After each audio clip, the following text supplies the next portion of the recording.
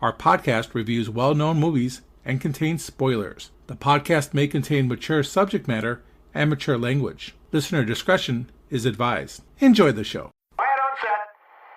Places, everybody. And action.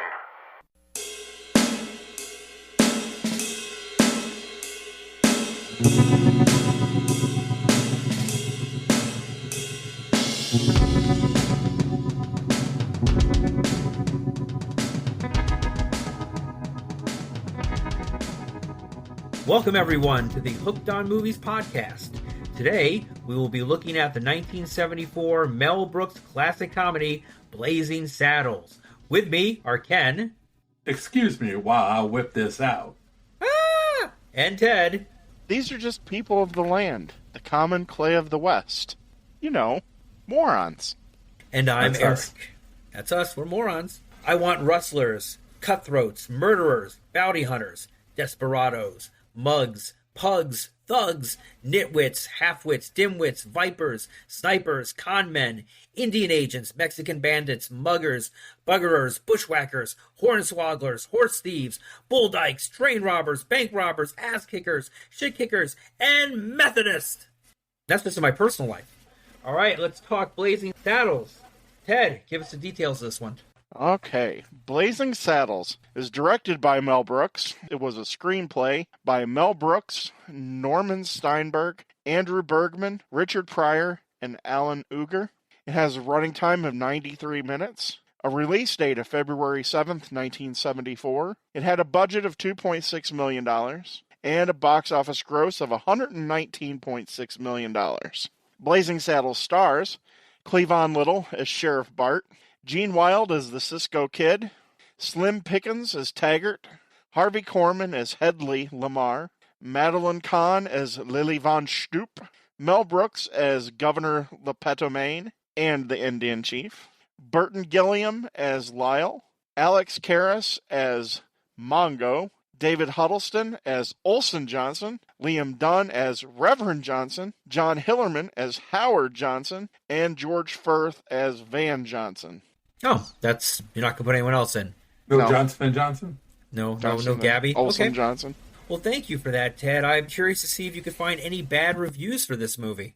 Speaking of which, Uh-oh. I did find a couple. On Rotten Tomatoes, this has a critic score of a certified fresh 89%. It has an audience approval score of 91%. So it is hard to find the negatives, but I did find two who don't have a sense of humor. The first one is Eric Henderson from Slant magazine. He called Blazing Saddles a limp, shapeless mess of a film that trades in genuine respect for Western tropes for puerile vulgarity and joy buzzer showmanship.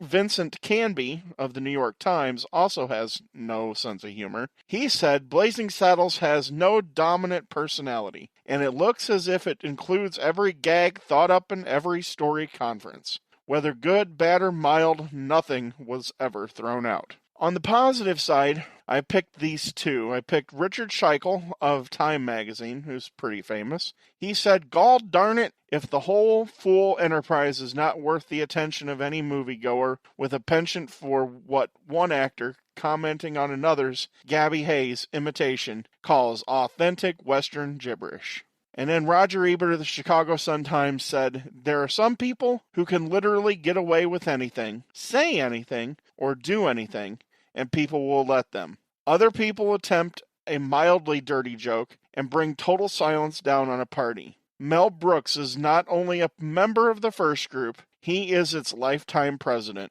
At its best, his comedy operates in areas so far removed from taste that, to coin his own expression, it rises below vulgarity." But most everybody was universally praising this movie. I mean, it's hard not to, let's be honest. Very true. I guess unless you were a senior executive at Warner Brothers who they had no senses of humor, I guess they're not allowed to have sense of humor. So. Well, that's common with any senior executive of any film company. Most of them do not have senses of humor. It's dollar signs. Then they find it funny. Yeah. Well, do you guys remember the first time you saw this movie? Because I do. I don't. It was probably high school. Mel Brooks is one of those things with Spaceballs and Young Frankenstein, and he's always kind of been there as far as my humor goes. So yeah, this would have been right up my alley. I would think I saw this probably as a preteen. I know it was sometime in the 80s, and I know it was sometime when we first got cable. Shocking. Lucky enough, it was on movie channels like the Movie Channel or Showtime or HBO. Lucky enough, it wasn't one of those made-for-TV versions of it. You might as well just play 15 minutes of it because all the jokes are not even there. But yeah. Criminal. Criminal. How about you, Eric? I remember this like it was yesterday because I went on a Mel Brooks Blitz. Because it was yesterday. Funny. I went on a Mel Brooks Blitz. It was November 1990, right before Thanksgiving. I went out and I bought all these movies on VHS, probably 4 or 5 Mel Brooks movies. Before that, I really didn't know a lot about them, and I saw, oh God, which one did I see? It wasn't this one, it was a different one. It might have been Spaceballs. I think it was Spaceballs. And I just fell in love with it. I just went out and just rented VHS copies of all of them. 33 years ago, 32 and a half. Time flies when you're having fun. Well, hopefully everyone out there has seen this movie, but just in case you haven't, Ken is going to give us the plot. Pardon me while he whips this out. All right. In 1874, a new railroad under construction will have to be rerouted through the town of Rockridge in order to avoid quicksand. Realizing that this makes Rockridge worth millions, Attorney General Hedley Lamar plans to force Rockridge residents out of the town and sends a gang of thugs led by his flunky Taggart to shoot the sheriff and trash the town. The townspeople demand that the governor appoint a new sheriff to protect them. Lamar persuades the governor to appoint Bart, a black railroad worker about to be executed for assaulting Taggart. Lamar reasons a black sheriff will offend the townspeople, create chaos, and leave Rockridge at his mercy. After a hostile reception from the townspeople, Bart takes himself hostage to escape. He relies on his quick wits and the assistance of Jim, an alcoholic gunslinger known as the Waco Kid, to overcome the townspeople's hostility. Bart subdues Mongo, an immensely strong and dim-witted yet philosophical henchman sent to kill him. Then outwits German seductress for hire Lily von Stoop at her own game, with Lily falling in love with him. Upon his release, Mongo vaguely informs Bart of Lamar's connection to the railroad. So Bart and Jim visit the railroad worksite and discover from Bart's friend Charlie that the railroad is planned to go through Rockridge. Taggart and his men arrive to kill Bart, but Jim outshoots them and forces their retreat. Lamar, furious that his scheme has backfired, recruits an army of thugs, which he hopes would include some common criminals like motorcycle gangsters and Ku Klux Klansmen and Nazis, and of course, Methodists.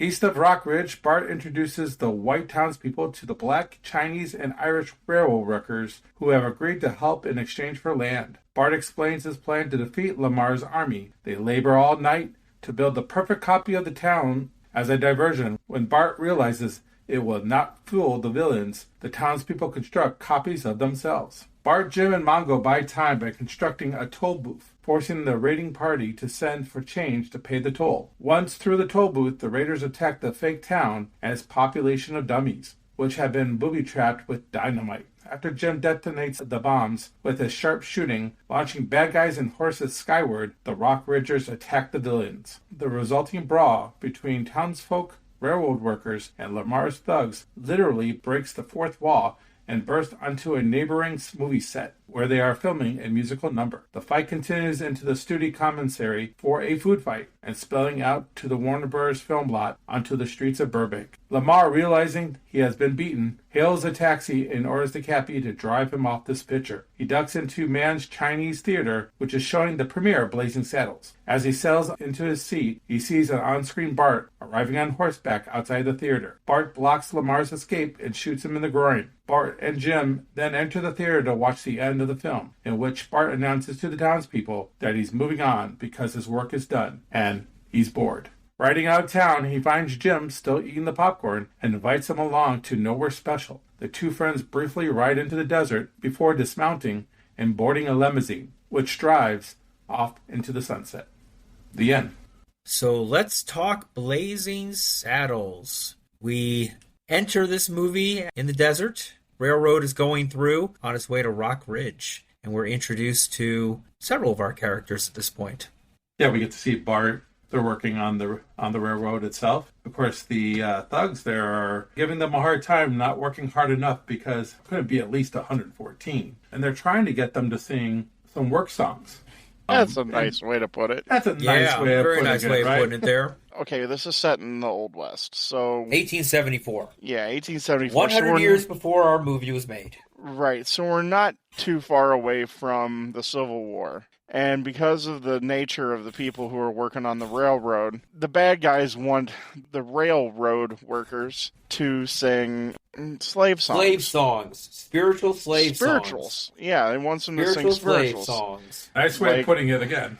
Yeah, so I mean, When you were slaves, you couldn't stop singing. You sung like birds. You sung like right. birds. This movie establishes right off the top what this is going to be. This is not a movie for people who are easily offended. They use a lot of language should have never been usable, but was. Far from political correctness. This movie Exactly. is. This is not politically correct. But this movie is a jab at racism directly. It puts its thumb in the eye of racists and bigots, and that's by design. And Methodist. And Methodists. Mel Brooks, part of the reason he wrote this movie was to lampoon the westerns of the 40s and 50s, but also to thumb his nose at the backlash over civil rights, to make fun of racists. That's why he brought in Richard Pryor to be one of the writers. And Richard Can you Pryor, imagine if Richard Pryor actually was cast? If he wanted Richard Pryor, but imagine if he was in the role. Yes, he was supposed to be Black Bart, but unfortunately, some of Richard Pryor's demons popped Yeah. up. Very unreliable, to say the least. And essentially what cost him the acting job, he called Mel Brooks on the phone from Cleveland, and he says... Detroit. Was it Detroit? It was Detroit saying, I met some women. I need some money to come back. And I don't know why I'm here. And Mel paid him. Ultimately, it was a good decision. I think it was a great decision. Richard Pryor at this point in time is larger than life. He's the biggest comedian going right at that point. In 74?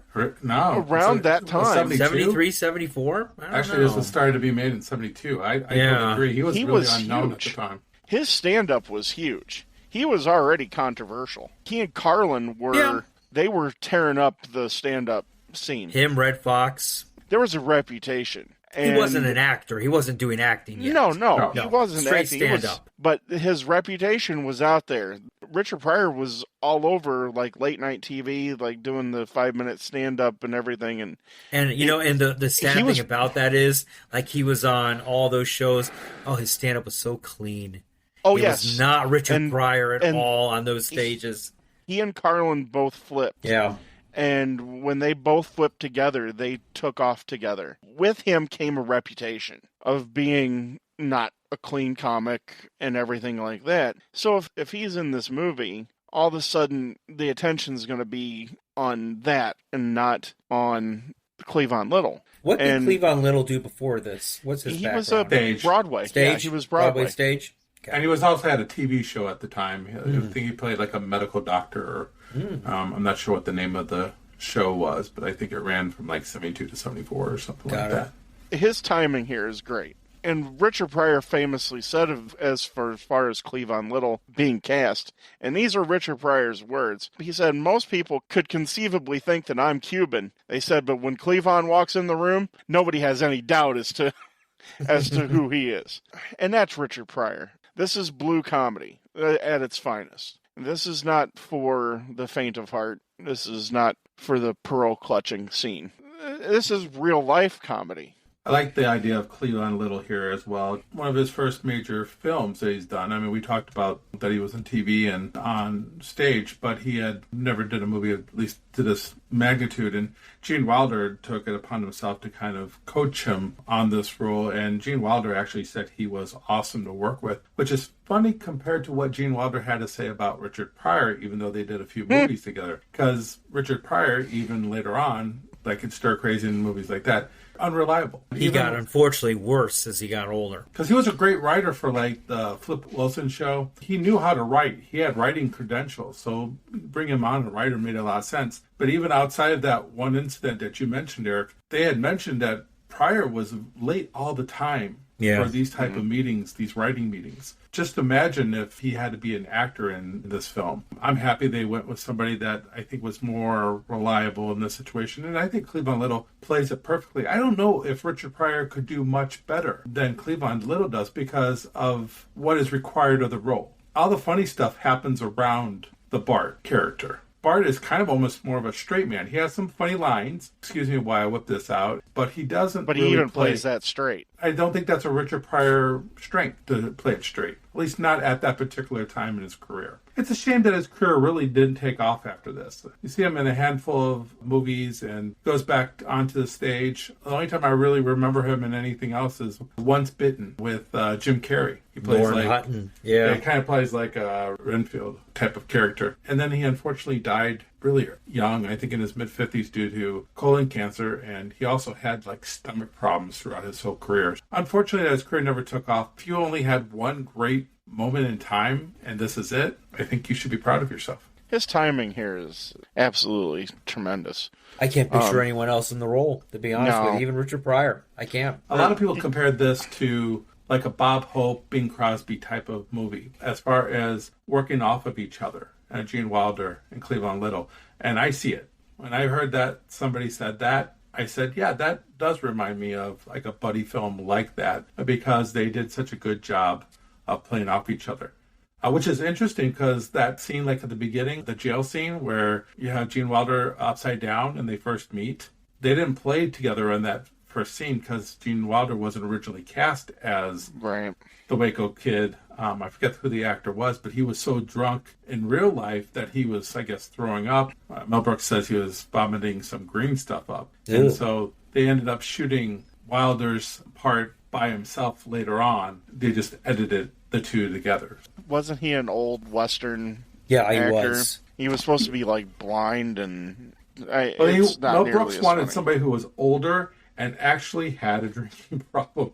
He just didn't realize how much of a drinking problem he would have. Because Gene Wilder wanted this part originally, but Mel Brooks said he was too young for the role. And then finally, when it didn't work out, Mel rang up Gene and said, I need you. And of course, Gene obliged. Well, hasn't Gene Wilder always been the same age?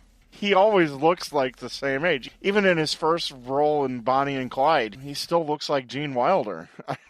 He never aged. It's like Gene Hackman. Some people just stay like 52 their whole life. Right. Even when they're 30. Gene Wilder's awesome here. There's not much more that can really be said about Gene Wilder. He's just amazing. And here again, it's the comedic timing. That's part of the brilliance of the writing here. And you have to have the right actors, and that's why this movie's so hilarious, is because they know what's being written, and they know just how to let something sit for a second instead of just jumping right into the next line. And it's that timing that makes the movie. And you couldn't have two better people here than Cleavon Little and Gene Wilder. They know when to sit out, and when something really offensive is said, they don't ever side-eye to the crowd, but they kind of just are letting it sit for half a second to let it sink in, then they move on and lampoon it. It's hilarious. I think at this time you have Gene Wilder, who is now have some movies under his belt. Because when we get to the producers, he's still kind of green. Even though he does a great job in that movie, we see him do, of course, Willy Wonka. And then he comes over and does The Blazing Saddles, and you could see how easy it is now for him. I still think he's kind of a natural, but you could see how confident his acting and his comedic timing is by the time he gets to Blazing Saddles. Like, for instance, the scene that Ted talked about, when Bart goes out to meet the people and one of the old ladies gives him a up yours type of deal, and he comes back and he's giving him a lecture about the people and stuff like that. Yeah. When he says, morons, that was ad-libbed. That wasn't in the script. Really? Yeah. That was Gene Wilder who added that into it. And that's a genuine laugh. That's a genuine laugh. That's the confidence now that Gene Wilder has. Gene Wilder is now at the height of his powers. You have Willy Wonka, Blazing Saddles, and upcoming, which we'll talk about in our next episode, Young Frankenstein. This movie it's a perfect storm of greatness. This is one of the heights of Mel Brooks' career. He's hilarious, and you have Gene Wilder, and you have Cleavon Little, and you have Richard Pryor, and you get these guys together in a room, and greatness is what you get. You get stuff that's just absolutely hilarious. And you take in somebody, too, like a Madeline Kahn, and Harvey Korman. The supporting cast in this movie is just incredible. Yeah. Everyone plays their role to perfection. They're great. Even the Slim Pickens is Taggart, and Taggart's sidekick, he was having trouble using the N-word. And Cleavon Little went up to him, and he told him, he's like, what's the problem?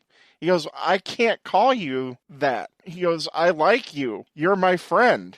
And Cleavon Little put his arm around him, I guess, and just told him, he goes, you know, we are friends. And that's why you can say that. He goes, you can say it because you don't mean it. He goes, because if I thought you meant it for a second, we'd be throwing fists. Yeah, he's like, we're actors. We're writing. This is what's written. You can say it. Exactly. Yeah. And that was Burton Gilliam. Burton Gilliam. Gilliam, yeah. Still around. Around. Everybody just plays it great. Even Alex Karras as Mongo. It's the perfect cast. It really is. For those out there, Alex Karras was the dad in Webster, and he also played football for the Detroit Lions. He was a 5-time Pro Bowler, All-Pro. He actually just got inducted into the Hall of Fame, I think, in 2020, if I remember research. Oh, really? Correct. Wow. Yeah, he was that good. He was he was a pretty good actor. He did more than just Webster, though, didn't he? He was in the movie Against All Odds with Jeff Bridges. Yeah, I remember that, yeah. And actually, funny story was, he got suspended from football for gambling on games. Oh. Yeah. And he actually went out and tried pro wrestling. And pro wrestling made him think about becoming an entertainer. So that's how he really got into the business. It was through all that. He's a better actor than Merlin Olsen. Oh, I think Merlin Olsen did fine on Little House. Give me a break. And his FTD commercials. Little Crap on the Prairie. It's because it has happy endings, that's all. It has a happy ending, all right. Pardon me while I whip this out. As far as the casting goes, I adore Madeline Kahn. In fact, Madeline Kahn is my favorite movie actress of all time. There's just something about her. She's beautiful, she's funny. She's just the whole package. I mean, she was in the movie Paper Moon before this, got nominated for an Oscar for that role, and then also got nominated for an Oscar for this role, which is amazing in itself. I mean, she's comedy. For a supporting, comedy. Right? Supporting actress? Supporting actress. So hard for a comedy. To get nominated especially for anything. this type of comedy. Yeah. This controversial type of comedy. Mm-hmm. She is funny. I mean, her imitation of Marlene Dietrich from Destiny Rides Again, which, of course, is one of my favorite Jimmy Stewart westerns. She hits it perfectly.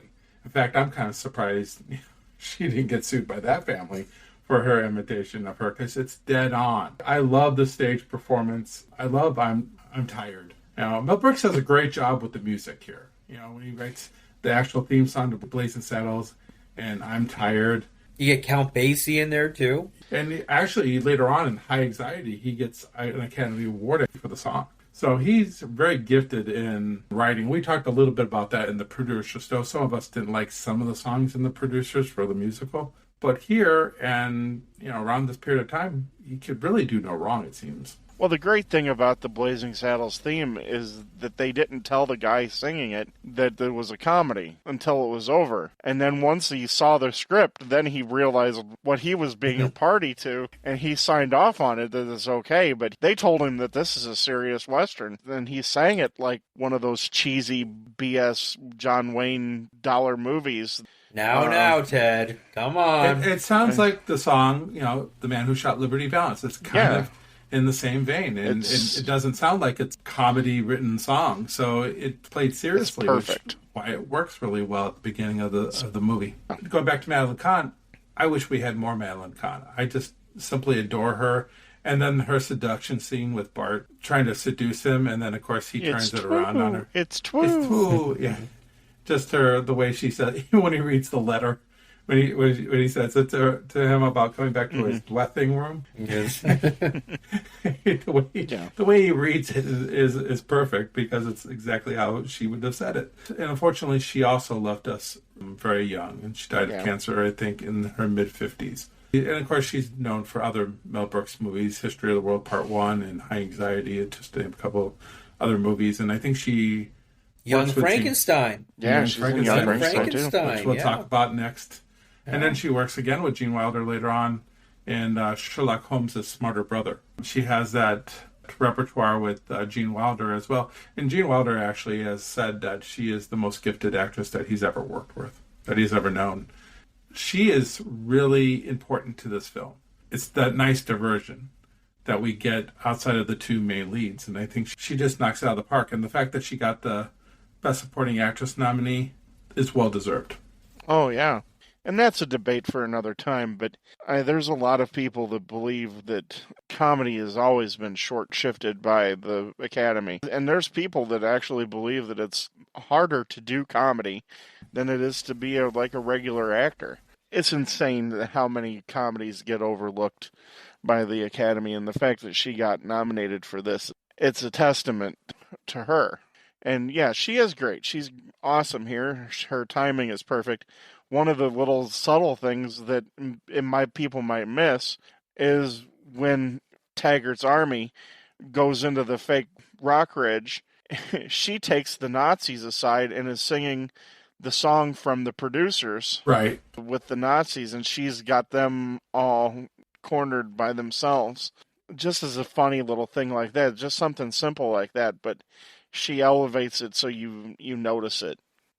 Harvey Korman here, too, is great. And even though he says that he's one of his monologues that he's going to get the Best Supporting Actor Yes, I love that nomination. And truly, I'm about to risk a Best Supporting Actor. Right. Yes, it's beautiful. Yes. He's hilarious. And he plays an amazing bad guy here. But he's bad, but you still laugh at him. Because he's a smart villain. That's the thing. He's such an eloquent, smart villain. You're like, you gotta love him, you know. Because you've got Mel Brooks as Governor Lepetame, who's just like a complete bumbling idiot. You know, the brains behind the state is Hedley Lamar. That's Hedley. Yes. Yeah, he's so hilarious. The interaction between he and Slim Pickens is just so funny because Slim Pickens plays such an idiot, and and Hedley Lamar is just so frustrated with him.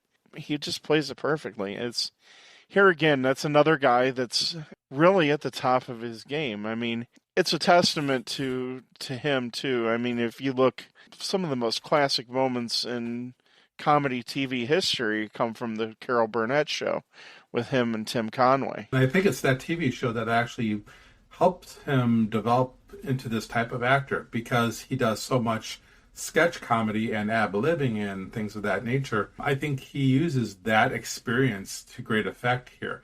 And the fact that he plays it for the most part straight again. He's the smartest man in the room. That's what he's playing. Or I should say, he's playing the man who thinks he's the smartest man in the room. Except for the time where he's taking his little bath and he needs his little froggy. Yeah. Outside of that... That's funny, too. Yeah, Taggart, Daddy Loves Froggy. One of my greatest regrets is when Tim Conway and Harvey Korman were doing their routine. They were doing a show together, and they're going to theater by theater. I had a number of opportunities to go see them, and I didn't. It's one of the biggest regrets I've ever had when it comes to entertainment-wise. His timing here, and it's with every actor. It's not just with Slim Pickens, Madeline Kahn, dealing with Mel Brooks. They're playing with the paddles. You know, he's got... it's defective. He's like, right again, sir. And he's just playing with the paddle. Yes. Think of your secretary, trying to get the pen in, Yeah, right. Right. Because he plays and Carol Burnett, and he's working off of great people like Carol Burnett herself and Tim Conway, he's able to adapt to any type of actor and their style and make it work. And Harvey Korman is probably one of the most underrated comedian actors, I think, of our time. I don't think he gets enough praise. When you talk about the Carol Burnett show, I always hear Carol Burnett and Tim Conway. But Harvey Korman, to me, is kind of like the constant. The glue between them. I would say that. Yeah. That's a great way of putting it. Yeah. Anybody that I was around as far as my family goes, it's always been Harvey Korman and Tim Conway. I mean, Carol Burnett, of course, is her name's on the show. But, yeah, they've always been a duo to me that I've never heard one without the other, really. But don't forget the first few years of the show, Tim Conway wasn't even on the cast. I mean, he would show up from time to time but he didn't become a permanent cast member till later. You had mentioned as far as bringing sketch comedy to Blazing Saddles, and that's kind of the atmosphere that Mel Brooks wanted to foster. Even in the writing room, we had the 4 writers. It was more of a collaborative effort. It does have that sketch comedy type of feel to the movie. There's a lot of set pieces, kind of like a sketch comedy would be. I think that is another thing that adds to making this work. And I think we've said it before here in the last few minutes, that when it comes to comedy, timing is everything. And the timing here is perfect. We can still throw all the laurels at the people here. I don't think any of these jokes work. Even when things kind of could go off the rails, when they break through and they end up on the Warner Brothers lot, that still works. And that could have been played as something extremely silly and over the top. And it's not. It feels like a natural transition for the movie. You have a young Dom DeLuise playing the director. Oh, he's incredible. Dom DeLuise is great in this. It's so much fun. It's totally out in left field. Nothing to do with the movie whatsoever. Right. It's like a complete shift to 1974 now. And it's just like, what is this, a gay dancing routine now? What is going on here? And I think they did that on purpose because they didn't want anybody to take this movie seriously with all the N-words and references to other controversial topics in the movie. So they broke that fourth wall just to show them that this is only a movie and we're having fun. I think that was the purpose of doing that, was to say, hey, get over yourself if you have a problem with it. Exactly. I like the pie scene, though. I like when they're in the cafeteria and they're throwing the pies and he's got all those pies, and I enjoyed that. I actually don't really particularly care for the big hat dance scene so much. I think it's a little dated, and it's the one part that if I were to say that I felt where I was a little condescending a little bit was that section. Just because the other people who say like the N-words or make references are usually bad people or bad people that like turn a leaf. But here, Dom DeLuise is not really a bad person, and he kind of utters something that it just throws me off a little bit. So it's not terrible, and so don't get me like, I don't think that in any way is anybody being homophobic or anything like that, but it just doesn't, for me, play well for almost 50 years later, just for me personally. Everything else I'm kind of fine with because I know what they were trying to do, but here it's a little off. And that's kind of how the whole point of this whole movie. Something might not be for somebody, but somebody else might find something very amusing. What scene are you referring to, Ken? What specifically? Is it him being really belligerent to the dancers? Yeah, when he goes out to the dancers and he goes, listen to me, and he uses that word. It bothers me a little bit that he says that. And yet they come to defend them, too. When, he does come to defend it. I will say one of my favorite parts of the scene, though, is when they're all fighting, and one of the cowboys hits one of the dancers, and they go through the tunnel. Right. They come out, and he tells them, my car's parked off. By the commissary. Right. Yeah. I thought that was funny, but that part when Dom DeLuise says that, it always stuck in my craw for the longest time, and it's the only thing that I have a problem with. But the whole movie, I understand what you're saying, but the whole movie is just based on any type of stereotype or racism or homophobia or anything negative against any specific, I mean, the Irish, the Chinese, Indians, black Native people, Americans, Indians, yes, Jewish people. Yes, I mean, there's nobody off limits. Nobody. Everyone is a target. I get that, and I understand it too. But for whatever reason, it's just hard for me to let go of it. I totally understand. Even women. Harvey Korman slaps Madeline Kahn when she's tied to the pole. I mean, it's everything. Everyone is a target. I understand, Ken. I do. I understand, too. We can't stop time. And what that is a testament to how we've evolved as human beings. Hearing somebody use that word with a hard T at the end, I mean, he just lays into that word. Yeah. It's hard. It's difficult to hear. And that's a testament to how we've come, that we know that that's not right. It can be jarring. For me, it's just the scene makes it feel like they're making fun of the homosexual community more than everybody else in the film. And I think because back then, being gay was not what it is now. It's not what it is now. So if you brought it up, it's not as accepted. You used it as a comedic type of thing. If you brought it up in a comedy movie, because it was funny, if something turned out to be gay. I think what you're kind of saying is you feel like it's punching down instead of punching up. That's a little bit more what I'm saying. Yeah. Yes, I don't think they're trying to be like rude like that, but for me personally, it comes off being that way a little bit. I've been honest about what we've talked about as far as comedy goes before. Nothing offends me. But I will say... Except Allison the first... right. John Wayne offends you. Well, that's a whole different issue. Mel Gibson's not your favorite person. No, he's not. But we got a list of things. We'll just keep going on here. Yeah.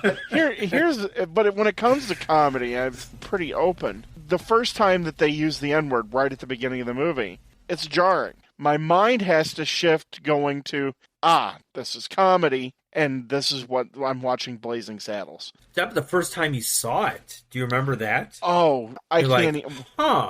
Yeah. Looking around... Is this okay? It's like okay watching for me porn to see? or something. You're like, Right. So what I would say about the N-word at the beginning of the movie, like the introduction to it, what makes me feel more comfortable about it at the beginning is the offense that the workers took from it. Yeah, when exactly. When the first guy said it, it didn't play off like he said it and they let it go. They first got mad, but then he's like, hold on one second. And then they hold on. Yeah. And then they go into the song. I get no kick from champagne, and then they don't know the words to Swing Low, Sweet Chariot, Cat Down Lady, and then of course they all start doing it, make themselves look like idiots and stuff like that. Right. Yeah. So I liked how that's played out because we see that that's an offensive word. You know what they're going to do with it instead of going and trying to fight with them, because they're going to lose that fight. I mean, you got these guys with guns, and it's not a good time to try to challenge this. But then we see governor and tell him I said, "Ow!" Yeah, then we see the shovel thing later. Yeah, right. Almost lost a $200 hand card. $400 hand card. $400 hand card. They're gonna let us die, Bud. They're gonna let us die. And that's what I think lacks in the song and dance routine at the end. After he says that, there isn't a rebuttal to it. And later on, when they say yes, they do the steam thing. He does it in the producers later on, where they go, yes. And he goes... Producers is before this movie. No, I'm talking about the musical. Oh. So he uses it again. Mel Brooks likes to use what works sometimes Jokes. for him in other movies, and he repeats it over and over and over again. I guess that's why I have a problem with this scene a little bit. Okay. Can't argue with you. I disagree with you, but I can't argue with you. Yes, because you'd lose that argument. No, I don't think so. I do kind of dig that they do break the fourth wall a few times. I think it's kind of funny. I think Cleavon Little does it the best. There are times where he gives the side eye to the audience like, these people are a bunch of idiots, right? Yeah, right. Yeah. You're so talented, and they're so dumb. Right. And he's looking right at the camera. Oh, baby. Yes. Harvey Korman talks to the audience a couple of times, too. I think that's funny. It brings you into the joke. It can be overused. I think they do it just enough here that it's really funny. It's spread out. It isn't consistent. It's here, there, at the end. Going back to Harvey Korman, one of my favorite scenes, though, is when he goes out and he talks to the hangman. And he continually hits his head. He's got a cowboy on a horse, and both of them have a rope around their head. Right. Yeah. Yes. It's just, that's the kind of comedy. That's those sight gags that you have to take a double take that I enjoy so much. And of course, we have the Dr. Gillespie murders before that. So he's in that wheelchair. I want to find out what Dr. Gillespie did. Right. I'm curious. A man in a wheelchair that looks like he's about 70. What did he do? And then Taggart jumps into his lap. Now, Taggart's just man and his horse being hung. That was kind of strange, though. That was a little awkward for him to jump on into his arms like that. And then, of course, when Harvey Korman is kind of doing it with the little statue there. Yes. I want it. I want it. I can feel it. Yes. What sells that, though, is the look on Slim Pickens' face. Yeah. As he's doing that. Ted, you would appreciate this with Slim Pickens. The reason why he got this part was Mel Brooks saw him. Dr. Strangelove? Dr. Strangelove riding the missile, rocket, the nuclear missile, riding it like a cowboy. Yeah. And that's what really made him think about Slim Pickens for this role. So very They were saying that Slim Pickens, when the filming this movie, he would just be outside having a campfire and just talking and stuff. Just a real cowboy. sleeping outside. Sleeping outside, man. I don't know if it's 100%, but the end of Doctor Strangelove was supposed to end up with a pie fight in the war room. Oh, was it really? So, yeah, that was supposed to be the original ending. I don't know if that's what they were going for at the end with the pies and the pie fight between everybody. Like Ken had mentioned before, sometimes you don't really know what to believe of what Mel Brooks says. He does like to spin yarns, and he's good at it. One of the other classic tropes that they use here in the movie, which a lot of people considered the most offensive thing in the entire movie, which just blows my mind. It's the rule of 3 and the rule of 17. This was brought up in The Simpsons with, is it Sideshow Bob? He steps on the rake and it hits him in the face. And you brought it up in our Arsenic and Old Lace. Teddy going up the staircase with the charge. It's the rule of 3 and the rule of 17. If somebody does it 3 times, it's funny. If you do it 4 times, it's not. But if you do it 17 times, it's funny again. It's the whole farting thing. It's 4th grade humor. Let's be perfectly honest. That's the type of humor it is, and it is funny. But that's a jab at cowboy movies. I didn't think about it until Black coffee and beans all day, right? Yeah. That's all they eat in the old cowboy movies is beans and coffee. And it's like, of course you're gonna blow up like the freaking Hindenburg. When they did the TV version of the movie, they don't even play the sound of the farts. But the butts are still going up and down. They're still going up, so it's like it's like a little dance almost without the farts. It's ridiculous that you can't even do a fart. Out of everything in this movie, that is considered the most offensive part of the whole movie. Crazy. I have heard that. I know. That just makes me laugh even harder. 4th grade humor at its finest. It is. It's exactly what it is. And the greatest line, I think we need some more beans. I think we have some more beans? I think you've had enough. Yeah. And Mongo's sitting there eating them with the ladle. Yeah. I think occasionally you need that 4th grade humor, as long as the whole movie isn't a 4th grade comedy then level. It turns into Dumb and Dumber 2. Yeah, exactly, which one of the worst movies I ever seen in my lifetime. But yeah, it's okay to have it here, especially in this case where it's not very long. The joke runs for about 30 seconds to a minute, and it's funny, and it kind of segues into Mongo having to go and try to kill Bart. I think you need something silly like that before you're getting ready to kind of go kill the sheriff. It kind of sets up the next scene as not being so serious. And the movie length on this is great. 1:30 is perfect. Yes. I mean, the length is beautiful. Tight. It is really tight. There's no wasted movement. It flows beautifully. And that goes with the timing. At no point do you sit there and say, man, I wish this was like 20 minutes longer. Because 20 minutes longer, you're running into that point where stuff is going to start to get old. And because now you're thinking, okay, why are we, dragging this thing out longer than we have to? Right. I think great comedies are shorter. Like you said, you don't want to play the same running joke over and over again. It gets dull after a while. And I think keeping it this short is perfect. Unless you have something brand new to enter into the film, which I don't see a reason to bring anything new. We haven't even talked about the townspeople. They're all Johnsons. They're all Johnsons. They're all Johnsons, yes, yeah. They're all Johnsons. They're all Johnsons. So is that a rip on all rednecks are related to each other? I think it's an incest kind of thing, yeah. Yeah. That they never leave town. It made it easy to make the Howard Johnson joke, which nowadays nobody gets because Howard Johnson's are... right. The Odd House joke? Is that the one you're talking about? Yeah, Orange top the Howard on Johnsons, yeah. And he only has one flavor, even though Howard Johnson's, when we were growing up, had 28 flavors. Did Howard Johnson's become Baskin Robbins? Okay. Yeah, I never saw they had ice cream.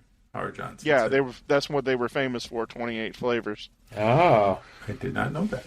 Before Baskin Robbins became 31 flavors. And then the lady who plays the school mom, the one that does that speech right there, that everybody, then she's so quiet, and then she yells it out, and everybody freaks out. That's fun too. Don DeLuise's wife. Oh yeah?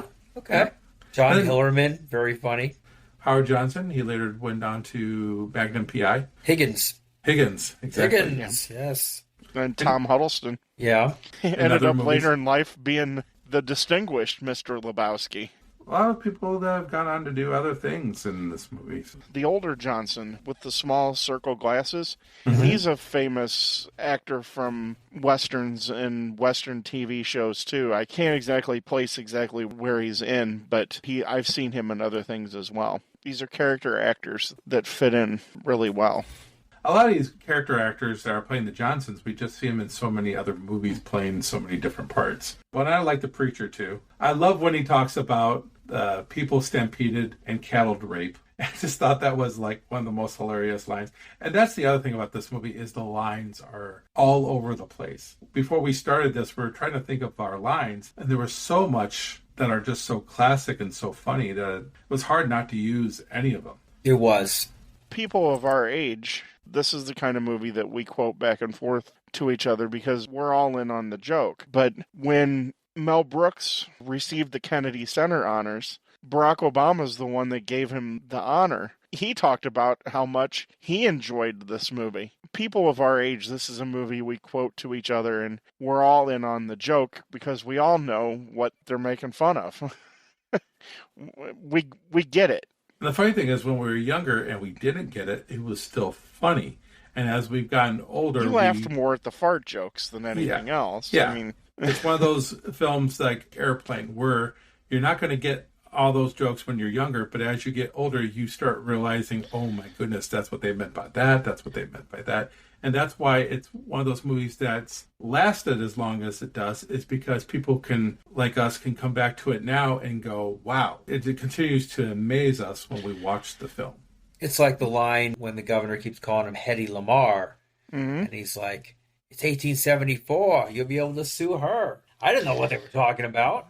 No. Right. It's funny that you brought up Airplane because as I was sitting watching the movie last night, I was thinking, Airplane may not exist without Blazing Saddles. Blazing Saddles is really one of the first movies to really do this, that really stuck its finger in the eye of what would be considered civil society and really opened up this lane of, you know what, we can be smart, but we can also stick it to the man as well. Because Airplane does its fair share of that as well, even though it's a spoof movie. It has a lot of that intelligent comedy as well, which is why it lasts the test of time like Blazing Saddles. I wouldn't say that this is the first movie to usher in this new type of comedy, because I do think this is the next level comedy, but I do think it's the most recognizable that started this new level of comedy.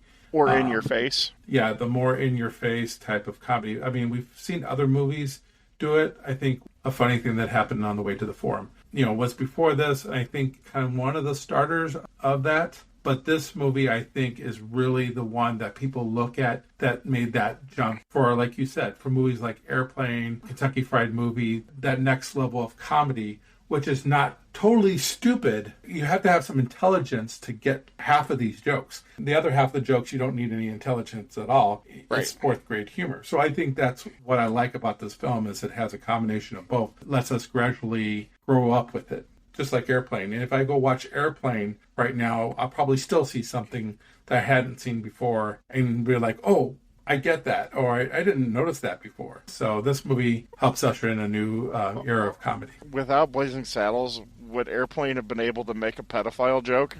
Maybe, maybe not. Probably Maybe not. Like I said, I still think the humor was Hey, Billy, there. have you ever seen a grown man naked? Yes. I mean, come on. You That's like movies about gladiators? Or, it's coffee. it's I take my coffee direct. black, like my men. Yes. exactly. And think about it. Kentucky Fried Movie was made in 1977. That's only 3 years after this. Yeah. Right. That movie goes pretty hardcore into some serious topics. Some of that stuff is kind of hard to swallow. Some of it is just Yeah. That's what she said, too funny. yeah.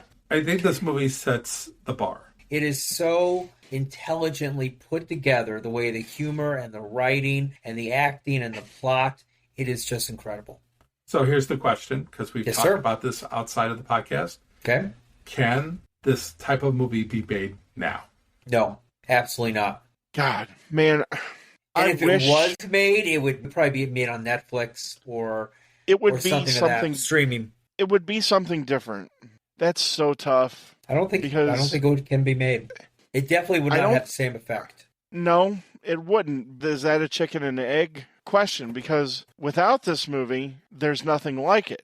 The difference is between, it's not really a chicken and the egg, because the movie was made. It's 1974, the movie's made, it's done. Society has evolved, has changed, political correctness has come in hardcore, and here we are in 2023, and you're talking about making a movie of that caliber. Do you think a studio, whether it be a Netflix or Warner Brothers or anyone, would make a movie comparable to it? I think they would. The thing is, though, that it won't be as popular and it wouldn't be as classic as this movie is. There's just going to be more people having problems with it. We already have people in this generation that have problems with this movie.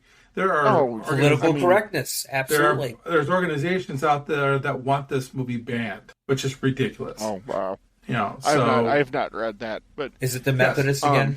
It's the Methodists. It's the Methodists. Yeah. Damn Methodists. I'll tell you. Here's the thing. I would like to say that it could be made, but in reality, I know it probably couldn't. Because of the mere fact that if I want to go watch stand-up, I have to go special to find people that I think are funny stand-up. Because stand-up now all has to be filtered. Dave Chappelle's not filtered. Yeah, but you know what? Backlash. He caught backlash. That's the thing. I don't think any of the studios would want to catch this type of backlash. Yeah, but look at 1974. There's backlash back then. I mean, there's a reason why the studios didn't want certain parts of this movie to be kept in the movie. It wasn't kosher. It wasn't something that people, everybody accepted. And so I think, joke. I wonder if that should be taken out of this podcast. But I think you have the same dynamic now than you did back in 1974 in a lot of ways. So I do think you can make it. Now, like I said, will it be as popular? It's hard to say. Because in this day and age, I think comedies are more subjective than they were back when we were younger. Comedy's always been subjective. And what's funny to one person is not going to be funny to another. Now, I think one of the things that has changed is the megaphone has changed. Those who didn't have a loud megaphone before, back in the 70s when this movie came out, now have a loud megaphone through social media. Because let's be perfectly honest, being offended is nothing new to people. It's now that people have a louder megaphone and they're allowed to shout it over social media and to cause an uproar. And the fact that the media itself provides these people with an outsized megaphone as well. So, back in 1974, people were offended. People were offended by Richard Pryor. People were offended by George Carlin. People were offended by Lenny Bruce in the 1950s. And if you listen to Lenny Bruce's comedy now, it is tame compared to what comedy came after. Or one of the movies that we reviewed, Clockwork Orange. Exactly. Yeah.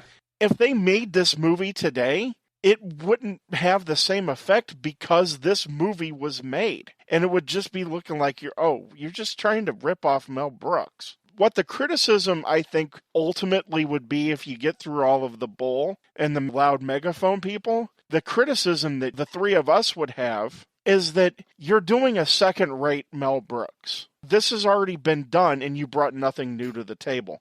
It's the whole idea of scourge that's happened in Hollywood now, where they're remaking things. Well, you're not bringing anything new to the table. You're just remaking movies, just to remake them because you're going for nostalgia. And so that's the criticism that we would have.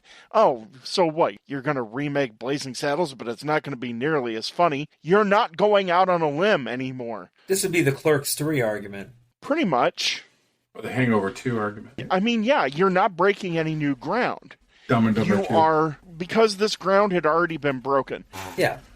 And if you're making it today, you're not pushing why the are you envelope. making it? Well, I don't think that's really the question. I think the question was the type of movie. I mean, if this movie wasn't made in released in 1974, could you get away with releasing it now? And I think you could. I just don't think it would be as successful as it was then. When they released this film in 1974, they only released it in 3 cities: Los Angeles, Chicago, and New York. Makes and they sense. waited to see how well it did first before it would be released nationwide. And that was because they were worried that and then they people played would it for reject 2 this summers movie. straight. Exactly. And even because Winter, of how I think. big of a success. Yeah. The next year, in 1975, this was the only movie that Warner Brothers put out in the entire summer, was they re-released this movie. That's a real tough question because this pushed the boundaries. Comedy should push you up to the point that you feel uncomfortable. And that is where I think comedy is the funniest. That's what comedy now has to decide. And that's why people like Dave Chappelle are trying to figure this out. How far can we push the envelope? Dave Chappelle's a good one. Sarah Silverman's probably a better character study on this because she's offensive. That's her comedy, is being offensive. And she pushes things just to the limit to see how far it can go. You know, but you don't have to be, and I don't want to drag this out, but when you say Sarah Silverman, she's actually funny. When I think of people that are not funny, Lisa Lampanelli comes to mind. But she's offensive just for the sake of being offensive, and that's it. Yes. Sarah Silverman is actually a very talented actress and a talented comedian. Well, that goes back to Dave Chappelle. Intelligent comedy. And so is Dave Chappelle. Because of the fact you can be funny without being shocking, but then once in a while you're going to throw that shock in there just to mix it up a bit. Whereas Lampanelli, it's all just rude and crude type of humor. Yeah, exactly. It's rude. Basically, what Lisa Lampanelli is she took Andrew Dice Clay's character in female form and combined it with Sam Kinison and took all of the intelligence of both characters out. There was because Andrew Dice Clay's playing a Sam part. Sam Kinison was a great comedian. Oh, I'm talking more about Andrew Dice Clay, here again, just like Mel Brooks, just a part. He was playing a character. The funniest part of the whole Andrew Dice Clay thing was the people who didn't get that he was making fun of them. That is comedy on its highest level. When the people that you're making fun of are laughing and giving you the $85 to sit in the seat and laugh along with, because they think you're laughing with him. Wait, you just said Andrew Dice Clay is the highest level of comedy? It's one of the whole persona. It's not just the stand-up. It's the whole idea that he was making fun of people. And he was making fun of people that didn't get the joke. And if you got the joke, and you got the fact that he was making fun of these people that are sitting there going, yeah, that's how I'm supposed to talk. He was making fun of those people. And Sam Kinison was the same. Sam Kinison. I like Sam Kinison, don't get me wrong, but I think they're two different type of comedians totally. But at the time, they were both very shocking to the general people. Yeah. Shocking, but we're going way off topic here. But, I think this is great stuff. But I think, I never really heard Kinison really talk down a lot about women, which I heard Andrew Dice Clay do that often. And in fact, me and Jay went to go see a concert at Andrew Dice Clay's toward the early 90s, which by that time, I think he was pretty much done. It was over. It was pretty much over by that particular time. But we got free tickets, so I just went just to go. Was he still doing the nursery rhymes?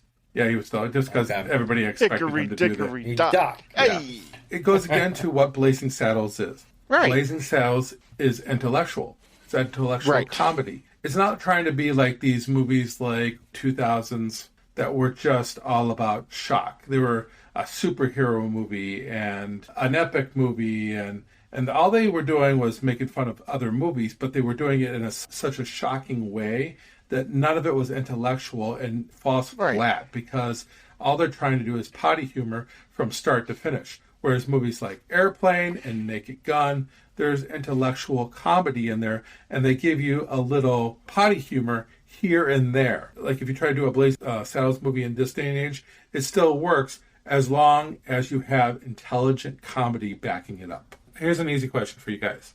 What is your favorite scene and least favorite scene of this movie? That's not easy. Maybe not that easy. This is tough. It is tough. I'll kick it off. Let's see. My favorite scene.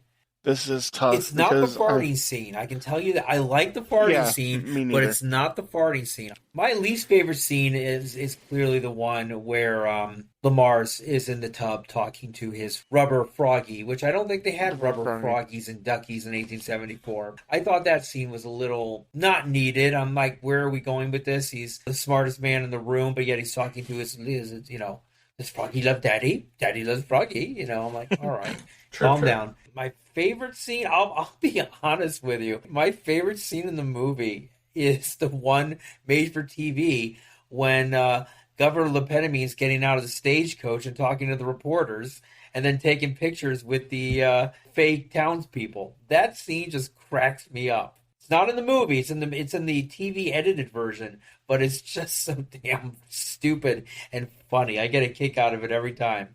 My least favorite is probably the Native Americans. Seriously? It's funny, but I mean, he's speaking Yiddish. Yeah. I mean, that's funny. They darker than we are. Come on. I do like the circling around with just the one way. Yeah. That I like.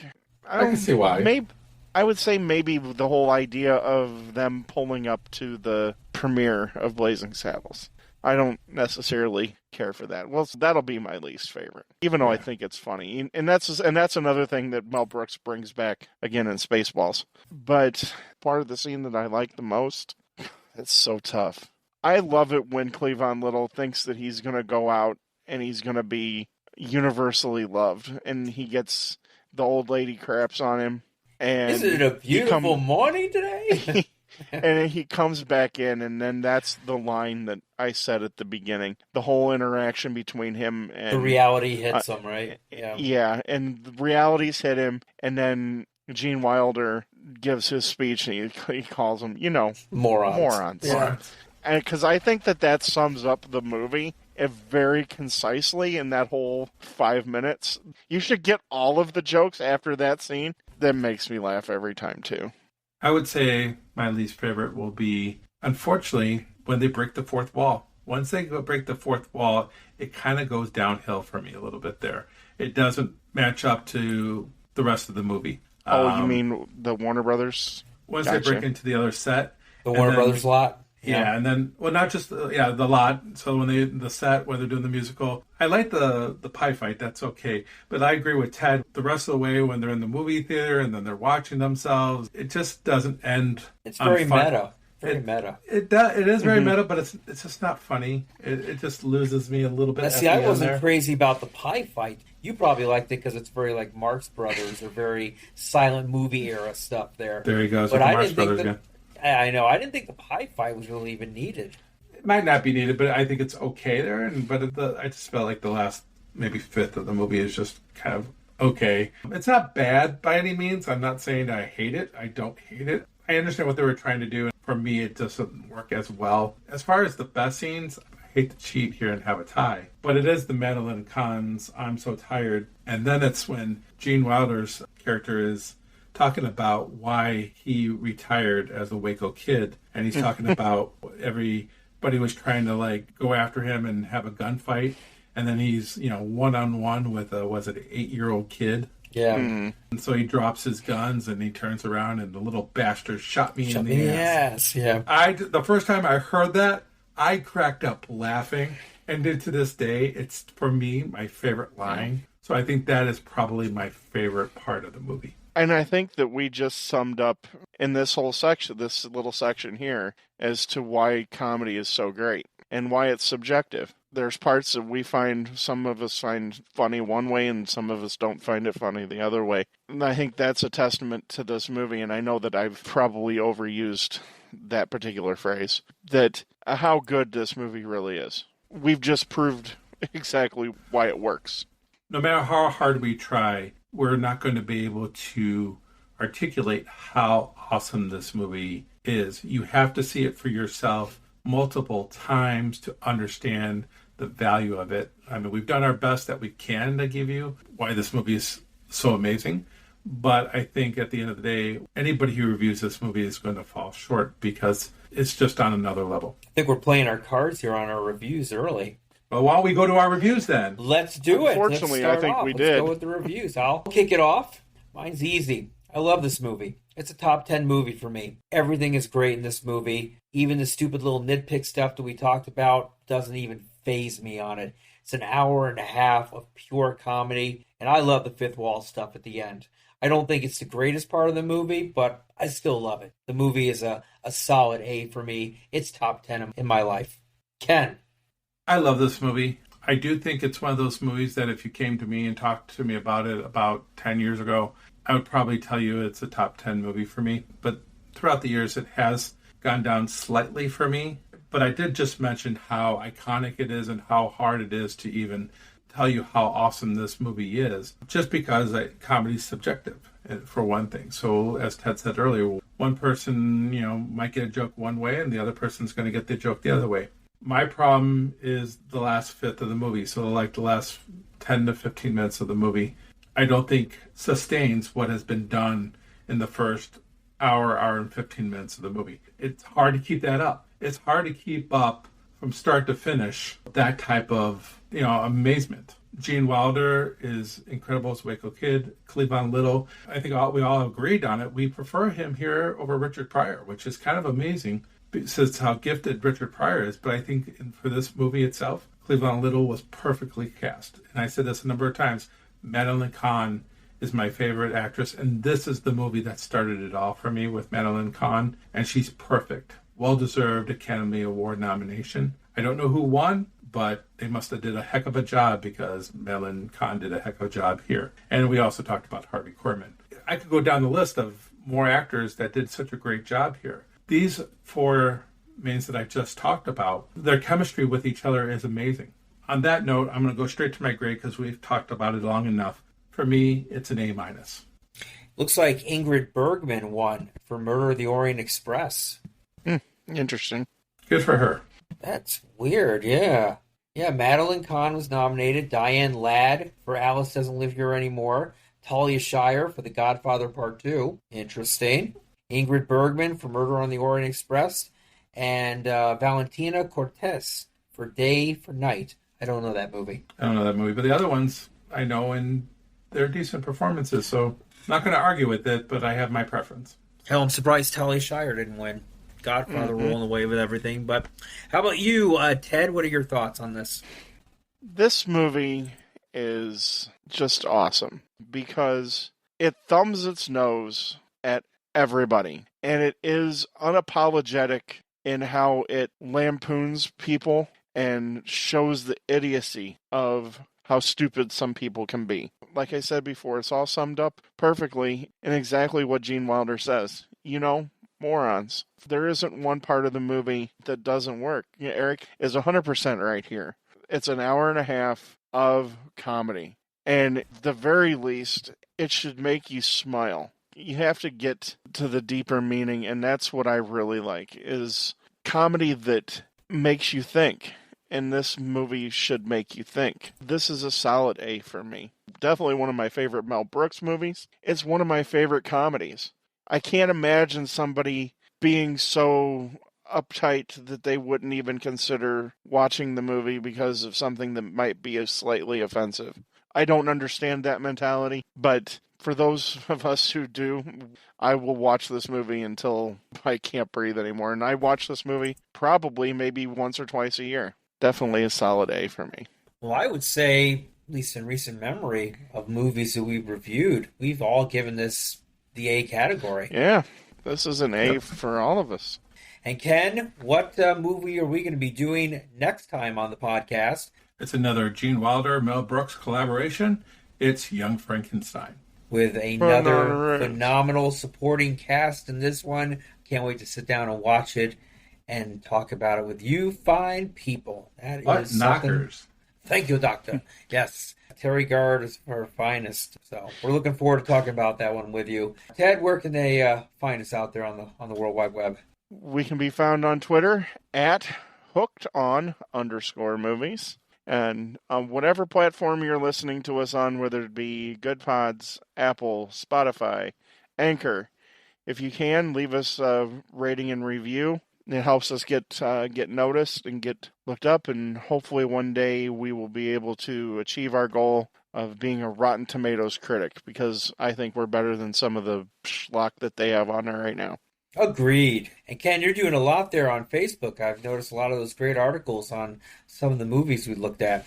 Check us out on our Facebook page, Hooked on Movies. If you are not a part of the community, just send us a request to join, and you'll be welcomed with open arms. And yes, we discuss the movies that we review here, but we do that more than that. We discuss movies that you like and movies that you want to see us do. Definitely jump into the conversation. So do you play Journey's Open Arms when they come? That's not a bad idea. We would probably have to get Journey's permission. We don't want Steve Perry to sue us. Can we get the fake Steve Perry to do it for us now, since he doesn't sing anymore with that band? Yes, exactly. Or we could get the cover band High Infidelity to sing it for us. They're usually at Ribfest or something. Not High Infidelity. That's the REO Speedwagon tribute band. Yeah. Do we really need to know who it is? I don't know. It doesn't matter. Really at this point, isn't REO Speedwagon their own tribute band? Yeah. Basically, most of those 80s, 70s, 80s bands are their own tribute band now. Because they have like one original member left, if that. So Yeah. Hey, Champaign, Illinois' finest, REO that's right. Speedwagon. REO. That's right. Yeah. It's like Cheap Trick, Rockford's finest. Yep. All right. Well, that's all the time we have on the podcast. And if you are a fan of juvenile comedies, you'll recognize my tagline, of course, from the 1977 movie Kentucky Fried Movie. I'm not wearing any pants.